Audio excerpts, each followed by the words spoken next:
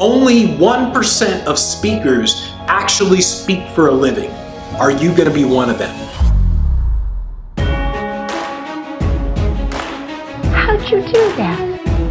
I see that success is not something you pursue. It is something you are.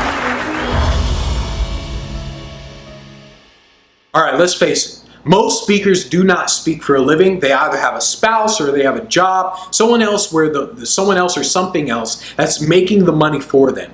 And if you're not speaking for a living, you got to do something different. You got to change. Think to yourself, are you going to be the one who gets hired? Are you going to be one of the top 1% speakers who are doing this for a living?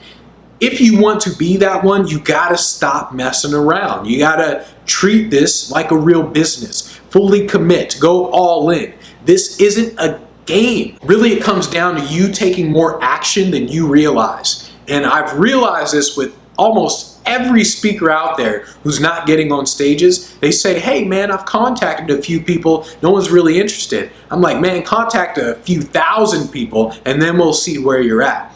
It always comes down to you taking more action than you realize. Most speakers don't realize that they're not taking enough action because they're not next to a speaker who is. If they were to look at someone like Tony Robbins, they were to look at his work ethic, they'd be like, God damn, no wonder this dude's at the top. So you got to think in terms of don't look at the speakers. Like I said, most speakers aren't making money. So with the clubs you join and all that stuff, pretty much none of them are making money. The ones that are, they're too busy doing stuff, so they're not even in the clubs. You gotta ask yourself, are you getting the results that you want? And if you're not, it's because of one of three things. And I wrote these three things down. Either one, you don't know what to do. Like you literally don't know what to do. You're like, I don't know how to find the events. I don't know how to contact them. You just don't know what to do. If you're in this position, it's easy. I mean, you're in the best position imaginable because all you got to do is learn from someone who does know what to do. You buy a program that says, here's what to do. Most people though, they're like, I don't want to buy stuff. I don't want to buy anything. So they always get stuck in this mode, and that is why they will always be stuck. The second one is not doing enough. And not doing enough is what I alluded to earlier, to where you're just not contacting enough people. So you think you are because it feels like a lot, but it's really not. And what I recommend is that you sit down and you have like a counter. I actually have a counter on my phone, and this is what I used to do. I would have a counter, just tap it, and then just say 1, 2, 3, 4. And what I did is at the very beginning, when I used to call people up or send a lot of emails, well, this is when I was just calling actually. I was calling, and then after every call, I would hit 1, and then the next call, hit 2, next call, 3. And I would keep hitting this button. And after what felt like freaking 3 hours of me just contacting people, I'm like, man, I must have went through like 100, 200 calls. I'm like, man, that's what I'm talking about. Now I look at the number, and it was like 25. I'm like, what the heck? And it feels like a lot when you're contacting people, but really it's not. So you have to contact more than you think you should. I mean, you got to I'm talking about like 100 per day. I mean, you got to do more than what you think you're doing right now. The third one is essentially not doing it the right way.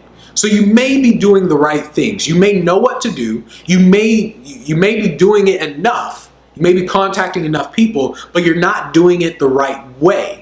And this is one of the things that happens to a lot of speakers, where if I tell you, you got to have a website, you already know that, but is your website built the right way?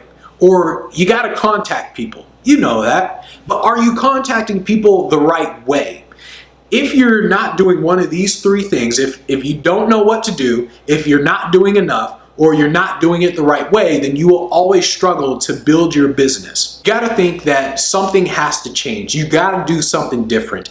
If you don't like where you are, if you wanna get on more stages, but you're not, something has to change. Everyone makes excuses. Like, I can't tell you how many emails I get where people make excuses. In fact, I wrote a couple of these excuses down. People say, hey, I can't buy your program right now because I don't have the money. I have to unsubscribe because you're sending out too many emails and I don't have time. I actually had to laugh at that one. I mean, there's all kinds of excuses. Benji, you look so amazing. All right, I didn't really get that. But really, I mean, things like I can't buy your program right now because I don't have the money. Really, it's the other way around. You get the money because you bought a program. And people don't get that. They think it's the other way around. Like, oh, I'll invest when, but really it's the other way around. It's I invested and that's because. So you got to change the way you think about this stuff. I mean, the one where the person said, I have to unsubscribe because you're sending out too many emails and I don't have the time. What they're basically saying is, I'm not serious about this. If I really wanted to build a multi-million-dollar shoe business, and I subscribe to Nike's newsletter about how to build a shoe business, man, if they send me 100 emails a day, I will read every single one of them. There is no such thing as someone sending you too much information to grow a business that you're serious about.